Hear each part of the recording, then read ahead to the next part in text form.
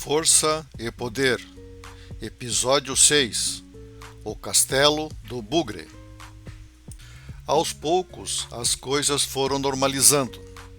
A vida não pode parar. Tom iniciou seu projeto de voltar ao Brasil. Precisava de um sucessor. Selecionou 3 candidatos, 2 homens e uma mulher, que passaram para a fase de observação de comportamento, desenvolvimento de tarefas e respostas emocionais. Na escola de Duda, o assunto Inglaterra não era mais pauta do dia. Se encontrava todos os dias com Roberto na escola e nos churrascos familiares. Numa das aulas, o assunto era sobre coisas geográficas da região, a Baía da Babitonga, Serra Dona Francisca e por aí vai. Alguém lembrou da formação rochosa Castelo dos Bugres, seus mistérios e lendas. A curiosidade cresceu. Veio a ideia de fazer uma aventura e ir até o dito castelo. O professor de educação física era um sargento do exército, reformado. E por óbvio, você sai do exército, mas o exército não sai de você. A garotada foi dar a ideia da aventura ao sargento Godia. Inicialmente foi repelida, mas depois, comentando com Karen, a professora de educação física das garotas, a ideia não pareceu tão ruim assim. Não demorou e tinha um plano de ataque e ocupação do Castelo dos Bugres. A diretoria estranhou, mas pensando bem, uma vivência dentro da natureza poderia ser salutar e deu sua bênção. Alguns pais ficaram sobressaltados, os outros gostaram.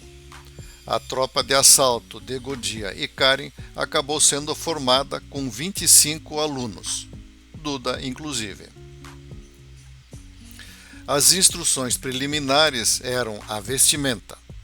Todas as calças jeans inteiras e sem rasgos, meias grossas e tênis de preferência com garras para aderir ao terreno, camisa de manga comprida, blusa, jaqueta e boné. Todos tinham que levar uma mochila com toalha, sabonete, papel higiênico e isqueiro e pelo menos 2 velas, garrafas de água, sucos e lanches, 2 ou mais comida enlatada, talheres, garfo, colher e faca, ou algum tipo de canivete suíço, e outras coisas que julgarem necessário, a cada um conforme suas necessidades. O sargento Godia chamou mais 2 amigos, ex-militares, um soldado e um cabo. Esses 2 iriam umas horas antes, na frente, com um Jeep Toyota 1972, verde e teto branco. O bicho subia até em árvore. Alugaram um micro-ônibus e nele iam os alunos, o sargento e Karen. Sábado de manhã, cedo, o pátio do colégio estava naquele tumulto. Pais e mães em cólicas. Todos foram embarcados, após beijos e abraços de despedida e muita recomendação. Partiram. A história contada a respeito da estrada Dona Francisca é que foi aberta ou construída nos anos mais ou menos 1852. Os produtores agrícolas desciam em lombo de burros os produtos que vinham comercializar em Joinville. Provavelmente o caminho de burros foi alargando e depois desceram as primeiras carroças. A estrada, o que tem de bela, tem de perigosa. Então, todo cuidado é pouco. O sargento Godia sentou-se no primeiro banco, ao lado do motorista, que só pelo olhar entendeu. Era muito bom se portar o mais seguro possível. As curvas são lateralmente fechadas e verticalmente íngremes. Assim, o motorista precisa de destreza na troca de marchas, embreagem e acelerador. Qualquer descuido é problemas, normalmente graves. Karen sentou-se mais ou menos no meio do ônibus. Achava que seria melhor para controlar aquele grupo de adolescentes. Tudo era festa, e todos tagarelavam ao mesmo tempo. Passados os primeiros 45 minutos, chegaram à entrada do caminho. O jipe Toyota, o cabo e o soldado estavam esperando. Na entrada do caminho, há um descampado, suficiente para estacionar o micro-ônibus e o jipe. O motorista ia ficar de guarda. Não queria voltar e encontrar os carros depenados. Godia tratou logo de organizar uma fila dupla. Ele na frente, Karen no meio, o soldado e o cabo por último. Esses dois vestiam roupas um tanto desengonçadas e bem folgadas. Godia havia orientado que desse um jeito de carregar uma PT 380 e mais 2 carregadores, devidamente disfarçados e invisíveis. Enfim, confie em Deus, mas mantenha sua arma engatilhada. Adentraram na Mata Atlântica, relativamente bem conservada e até certo ponto nativa. Não demorou, o caminho ficou estreito e a fila dupla se transformou em fila simples. O ar ficou rapidamente ainda mais frio e úmido. A tagarelagem inicial logo silenciou e se ouvia os ruídos naturais da mata.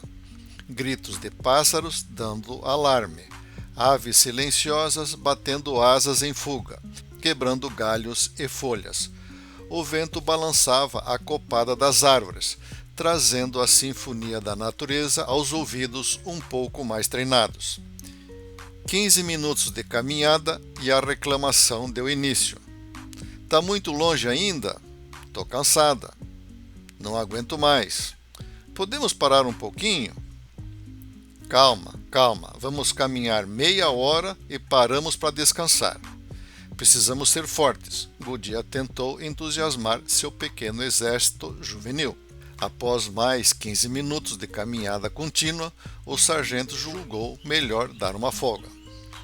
Vamos descansar, gritou lá na linha de frente. A turminha queria sentar-se, deitar e até se esparramar. Mas onde? O chão era sujo, cheio de gravetos, folhas, formigas e bichos mil desconhecidos, correndo para todos os lados. Godia olhava no relógio, fazia as contas. Sabia que o trecho levava 2 horas de boa caminhada para chegar e mais 2 horas para voltar. Na mata, a escuridão vem cedo. Tinham que manter o ritmo. Contou 5 minutos e reiniciou. Sob protestos, a campanha. Logo à frente, deram com uma bifurcação. Uma tabuleta apontava à esquerda, cachoeira. Seguiram à direita. A mata fechava ainda mais. Escutaram barulho de água. Era a Dita. O caminho abriu a aproximadamente 2 metros. As árvores se distanciaram. Um lindo e raso córrego surgiu do nada e logo sumiu no verde. A água era cristalina. Godia descobriu uma pegada de anta. Foi rodeado. Pisaram na água. Molharam os pés. Os tênis não eram impermeáveis. A água era gelada. E por fim estavam molhados até as canelas. Mas a descoberta redobrou os ânimos e nem perceberam que já tinham caminhado mais 45 minutos. Deram com a entrada de uma gruta, com outra tabuleta pregada num galho de árvore. Entrada da Terra Oca. O caminho fazia uma descida, que obrigava que prestassem atenção onde pisavam. Não havia escadas, então os degraus eram as miríades de raízes expostas e eventualmente algumas pedras maiores.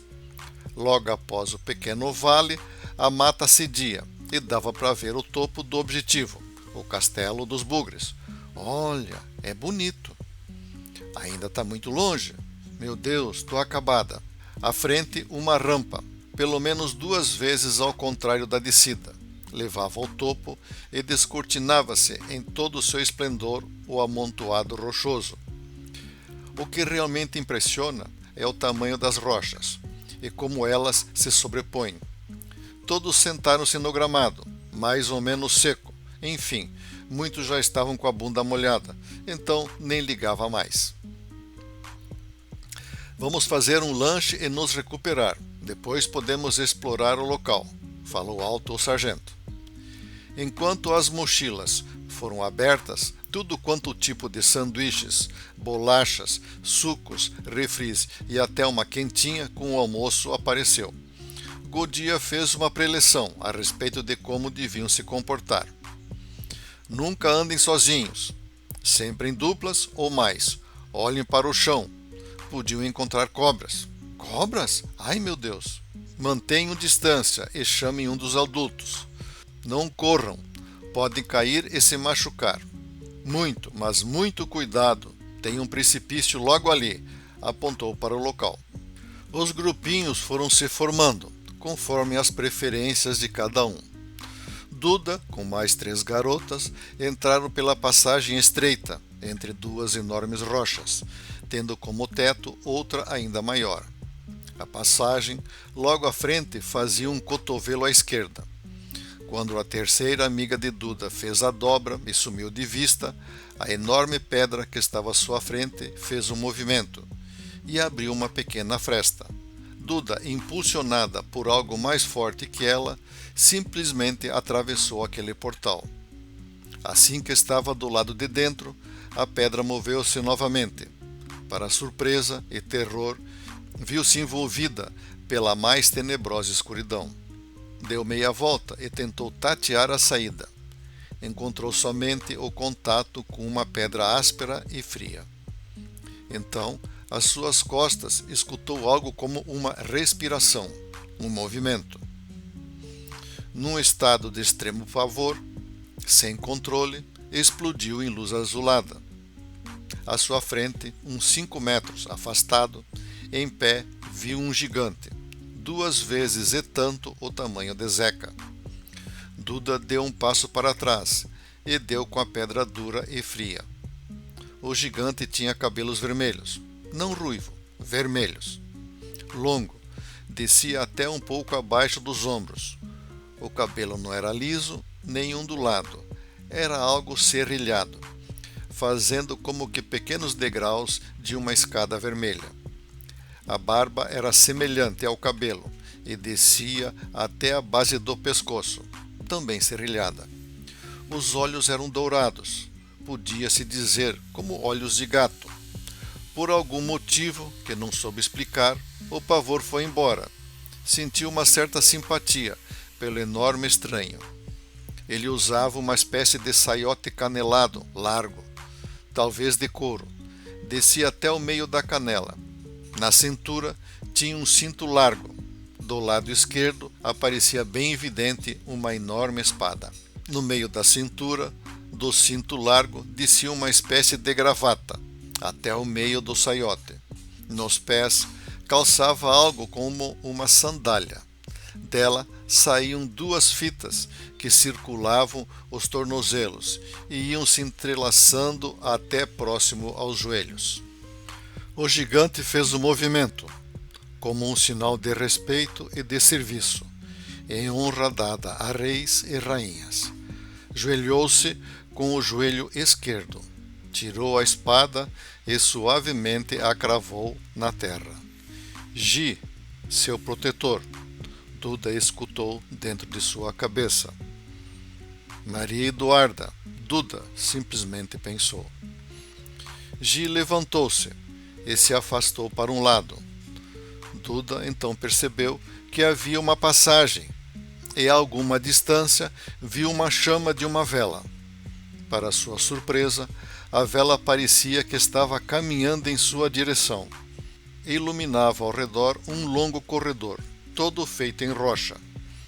Quando finalmente a chama chegou na porta da entrada do salão, onde ela e Gi se encontravam, viu que se tratava de uma garotinha, de não mais de 11 anos, envolta de chamas. Era uma vela viva.